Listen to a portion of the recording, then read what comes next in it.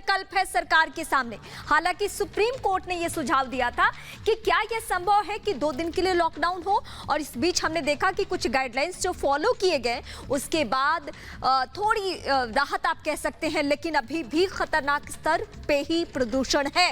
अब सरकार ने सुप्रीम कोर्ट में यह हलफनामा दिया है कि हम लॉकडाउन के लिए तैयार हैं।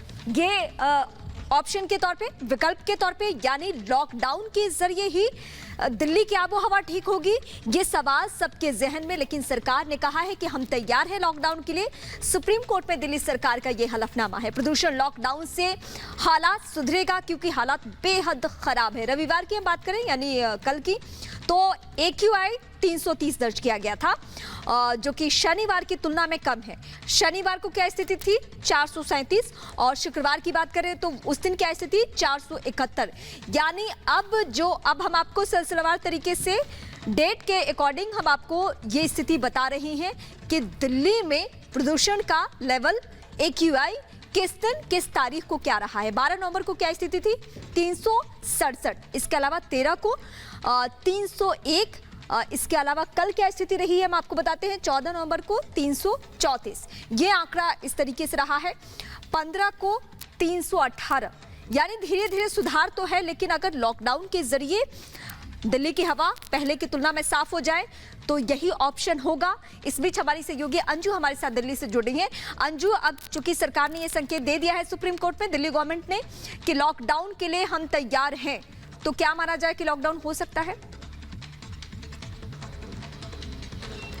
जी देखिए रीमा, मैं आपको बताना चाहूँगी कि पिछले काफ़ी दिनों से दिल्ली में जो वायु प्रदूषण है वो लगातार बहुत ज़्यादा है, और इतना खतरनाक स्तर पर है कि उसको लेकर सुप्रीम कोर्ट को भी दिल्ली सरकार को फटकार लगानी पड़ी कि आप दिल्ली में वायु प्रदूषण को कंट्रोल करने के लिए क्या कर रहे हैं। आपको बता दें कि बीते दिनों में, दिवाली के बाद से ही दिल्ली में बहुत ज़्यादा वायु प्रदूषण बढ़ा है। IQ लेवल बीच के दिनों में 500 के आंकड़े को भी पार कर गया। इस वक्त मैं आपको बताना चाहूँगी कि मैं दिल्ली के सेंट्रल एरिया में खड़ी हुई हूँ, और आप देख सकते हैं कि दिल्ली में, क्योंकि जिस तरीके से अभी लॉकडाउन की बात की जा रही है, तो आप यहाँ पर देखिए कि दिल्ली में कितना ज्यादा ट्रैफिक होता है, और ये ट्रैफिक की वजह से बहुत ज्यादा वायु प्रदूषण है। एक तरफ यहाँ पर जो हलफनामा दिल्ली सरकार ने कोर्ट में दाखिल किया है, उन्होंने ये भी कहा है कि भाई हम लॉकडाउन लगाने के लिए तैयार हैं, लेकिन NCR में भी लॉकडाउन लगना चाहिए, क्योंकि अगर हम दिल्ली NCR की पूरी बात करें तो दिल्ली के अंदर NCR से भी आने वाली बहुत सारी गाड़ियां, बहुत सारे वाहन हैं, उसकी वजह से भी बहुत ज्यादा पोल्यूशन फैलता है।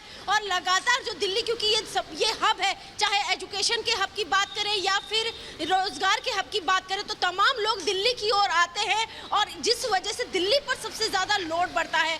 वायु प्रदूषण का भी ये सबसे बड़ा कारण है कि दिल्ली में बहुत ज्यादा बसें भी चलती हैं और हैवी व्हीकल भी चलते हैं, उसकी वजह से बहुत ज्यादा प्रदूषण है। तो ऐसे में सरकार को इस दिल्ली में जो लगातार प्रदूषण फैल रहा है उसको लेकर क्या कदम उठाती है। वहीं अगर हम आपसे बात करें कि अगर हम इस वक्त, चूंकि सर्दियों का समय शुरू हो गया, तो ऐसे में जो धानों की जो कटाई होती है वो होती है, लेकिन उसके बाद जो पराली जलाई जाती है, उस पराली के धुएं के कारण भी दिल्ली में प्रदूषण फैलता है। क्योंकि अगर हम दिल्ली NCR की बात करें तो NCR के इलाके में, हरियाणा के आसपास, सही कह रही हैं आप, पराली भी वजह है जिसके वजह से हर साल हम ऐसी स्थिति से रूबरू होते हैं। यानी हम NCR में रहने वाले जो लोग हैं उनके लिए दिल्ली की हवा साफ नहीं रह जाती, NCR की हवा साफ नहीं रह जाती है, और हम सब इस परेशानी से दो चार होते हैं। अंजू, लेकिन आपने बीच बीच में इस बात का भी जिक्र किया कि सरकार कहां कहां किस बात के लिए वो NCR के बारे में भी बात कर रही है, लेकिन ऑप्शन के तौर पे हमने क्या देखा कि स्कूल, कॉलेज, लाइब्रेरी को लेकर कुछ गाइडलाइंस दिए गए, और जिसके बाद हम स्थिति में सुधार भी देख रहे हैं। तो क्या हम अब ये मान के चले कि अब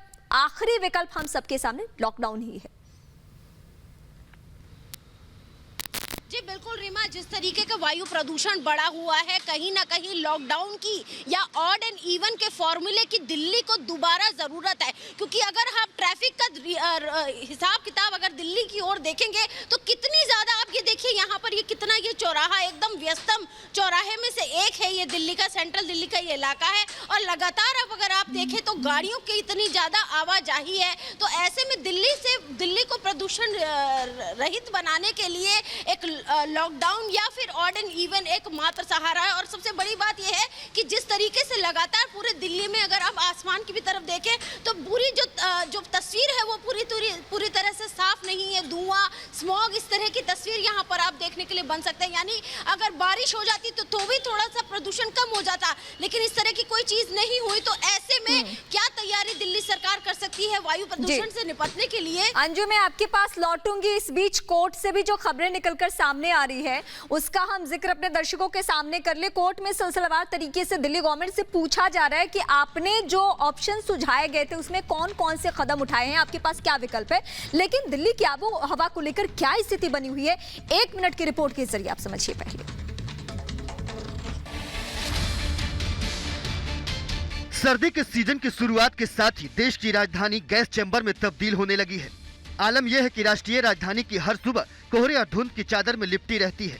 नवंबर की शुरुआत से लेकर अब तक राजधानी दिल्ली में गंभीर स्तर का प्रदूषण देखने को मिला, जबकि 2 बार इमरजेंसी स्तर के हालात भी देखे गए। राजधानी में बद से बदतर होती हवा की गुणवत्ता को देखते हुए सुप्रीम कोर्ट भी एक्शन मोड में दिख रहा है। कोर्ट ने प्रदूषण से पार पाने के लिए 2 दिन के लिए लॉकडाउन का सुझाव भी दिया है। आपको बता दें कि सुप्रीम कोर्ट ने दिल्ली एनसीआर में वायु प्रदूषण में बढ़ोतरी को आपातकालीन स्थिति करार देते हुए केंद्र और राज्य सरकार को जरूरी कदम उठाने के निर्देश भी दिए हैं। दिल्ली में प्रदूषण के बढ़ते स्तर का अंदाजा आप इसी बात से लगा सकते हैं कि सोमवार से 1 हफ्ते तक के लिए स्कूलों में ऑनलाइन पढ़ाई होगी। वहीं 14 नवंबर से 17 नवंबर तक निर्माण कार्यों से जुड़ी सभी गतिविधियां प्रतिबंधित रहेंगी। इसके अलावा सरकारी दफ्तर में काम करने वाले कर्मचारी भी 1 हफ्ते तक घर से ही काम करेंगे। Bureau report, Republic Bharat.